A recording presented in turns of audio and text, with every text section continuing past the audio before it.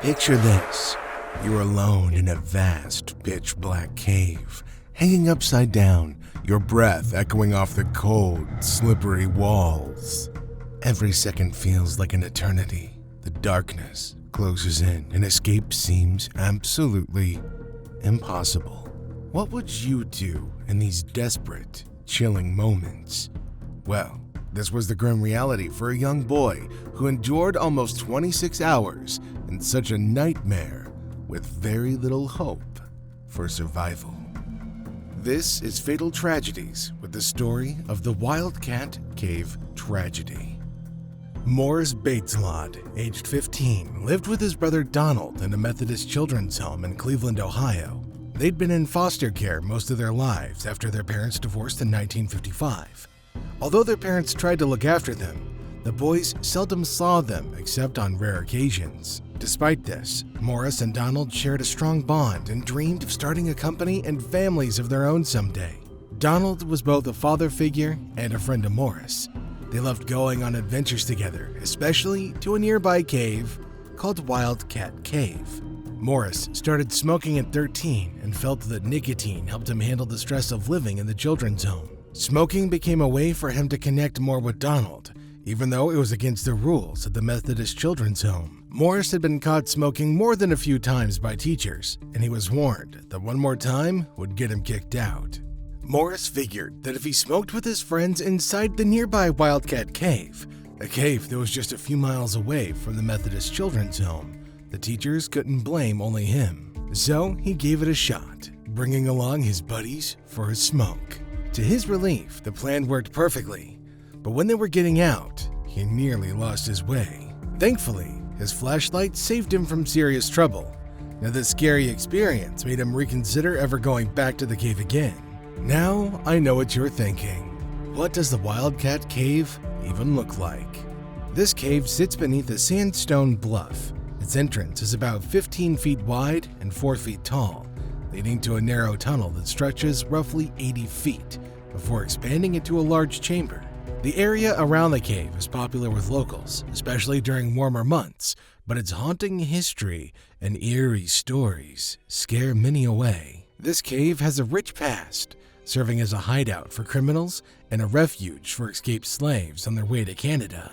Its twisting passages, steep drops, sharp formations, flowing water, and chilling temperatures present life-threatening hazards. Given these dangers and his own first harrowing experience in the cave, where he was almost lost, Morris opted to seek out safer places to smoke other than the cave. But this wouldn't last for long. Doomsday. On October 5th, 1965, Morris and 16 others from the children's home, along with 3 teachers, were sent to visit Schönbrunn village. However, a flat tire disrupted their plans, forcing a change of destination to the nearby Wildcat Cave. Morris was shocked, but thrilled at the news, instantly thinking about sneaking off for a smoke inside the cave with his friends. The entire group shared the same idea, buzzing with excitement as they parked near the cave. The teacher noticed the sudden burst of energy among the boys and grew suspicious, deciding to keep a closer eye on them as they disembarked. Leading the way up the rocky cliffs toward the cave, Morris felt a mix of nervousness and anticipation. Soon, one of his friends spotted the entrance and called out, gathering everybody at the cave's mouth, which loomed ominously like a dark, jagged maw. But what they didn't notice was that soon, the adventure would take an unexpected turn. Morris and his friends ducked into the cave, crawling headfirst into the narrow tunnel. The main passage stretched 80 feet to a large chamber, rumored to be part of the Underground Railroad. About 60 feet in and 35 feet below the surface, they reached a critical point where the tunnel met another. Here, they squeezed through a tight 12-inch gap narrowed by a leaning boulder. Morris, having been here before, confidently led the way. Though he didn't remember every twist and turn, he had a good sense of the route up to the intersection. After maneuvering through the choke point, however, Morris became disoriented in the darkness. He managed to find the tunnel that led to the large chamber and continued crawling. Then, a few feet in, The tunnel sloped downhill sharply, and he didn't recall that from the last time he was there, but he shrugged it off and thought maybe he just wasn't remembering this part correctly. Unfortunately, it wasn't Morris's memory that was wrong. It was the turn he made. It was the wrong turn that would have deadly repercussions. The wrong turn. Instead of following the main tunnel straight ahead past the choke point, he veered left into a narrow crevice. This passage sloped downwards at 15 degrees, with walls that progressively constricted the further he advanced. As Morris reached the end of the crevice and saw that it led nowhere, panic set in. He attempted to reverse, but found one arm trapped under his body, leaving him without the strength to push upwards against gravity. At this point, Morris was gripped by terror. Each sharp edge of the rocky tunnel had hurt him as he squeezed through. His heart pounded furiously, echoing the claustrophobic fear that now consumed his soul. Desperate for daylight and freedom, Morris found himself trapped almost upside down, his situation growing dire as blood rushed straight to his head. Panic grew when a big rock moved behind him, locking him in even tighter. Trapped and unable to see, Morris didn't understand how the rock had shifted, but he knew that it was bad. Trying to move only made him get stuck more, the rock holding him tighter with each twist and turn. Desperate, Morris let out all of his breath, hoping to make himself small enough to get free.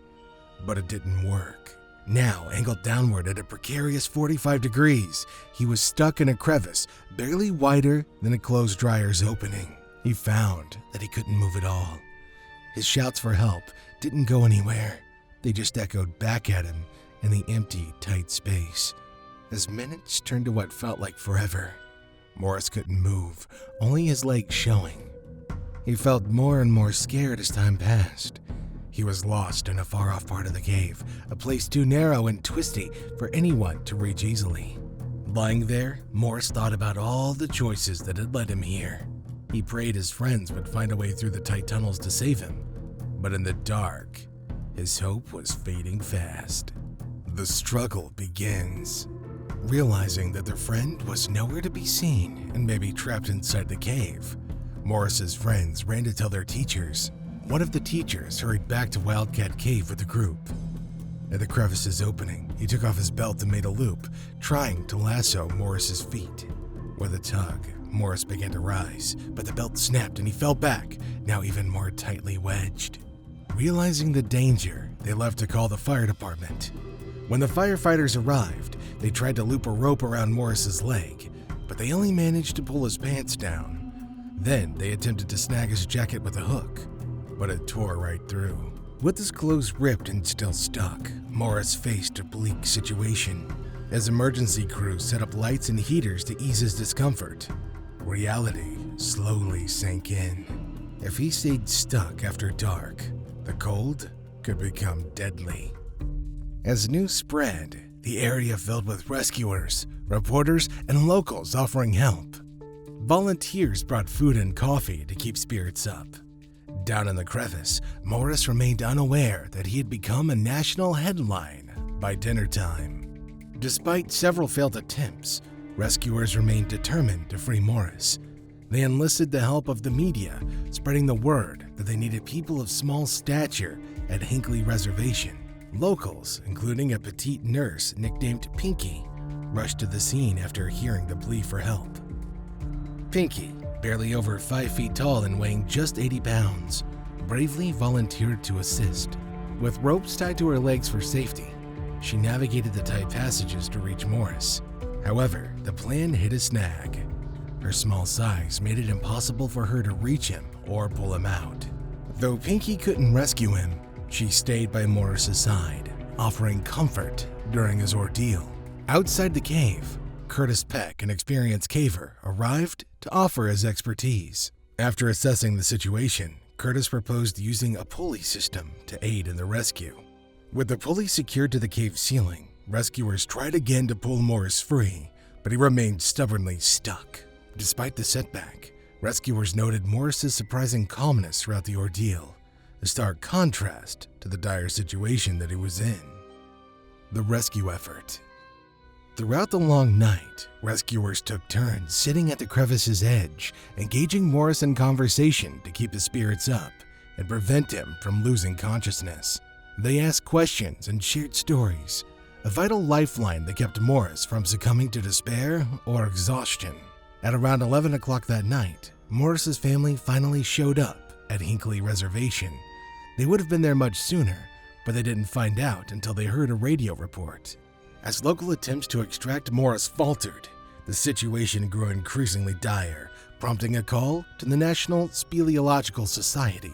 Known for their expertise in cave rescues, the NSS had a strong track record, though not every operation ended successfully. However, their involvement brought a glimmer of hope, underscoring their reputation for handling complex cave rescues effectively. Despite the challenging conditions, the local emergency teams were commended for their approach. They understood that the path that trapped Morris was also the only viable exit, reaffirming that pulling him out remained the best strategy. The challenge was finding someone small and strong enough to navigate the tight space and make a significant impact on the rescue efforts. In a small town just north of Hinckley, a father heard about the cave rescue on the radio for the first time. Realizing his sons might help, he quickly turned his car around and rushed home. Bursting through the door, he told his boys, Mike and Jeffrey, to get in the car. They were going to try and help.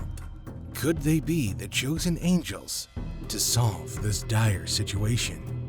Mike and Jerry, both skilled Boy Scouts, knew about survival but had never faced a challenge like this. Their dad believed they could make a difference, even without any experience in cave rescues. They arrived as the situation was becoming desperate. Morris had started to lose consciousness, and rescuers had to pump oxygen down to him to keep him awake. Time was running out. Jerry, being smaller, was chosen to go down first. Despite his father's belief in him, Jerry was scared. He hesitated at the cave's entrance, his heart pounding. But after some encouragement, he found the courage to descend towards Morris. Jerry made it further down than anyone else had. He tried to loop a rope around Morris, but couldn't manage it. As he struggled, his fear grew.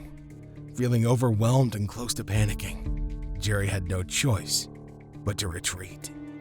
His attempt, though unsuccessful, was a brave effort to save Morris. But as he climbed out of the crevice, the weight of what he couldn't do hung heavy upon him, like the boulders that surrounded him. Mike, a bit older and more experienced than Jerry, was chosen for the difficult task in the cave because he was about the same size as Morris and could handle the stress better. He squeezed into the narrow crevice with ropes tied to him. 2 ropes were attached to his legs for safety, and he held 2 more to secure Morris. The rescue.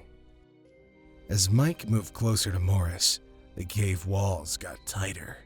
Morris was stuck in a part of the cave only 10 inches wide. Mike had to lie on his side, using one arm to move forward because the space was so cramped. When Mike reached Morris, he introduced himself and started figuring out how to use a new strap system designed by firefighters. This system was supposed to help pull Morris out safely.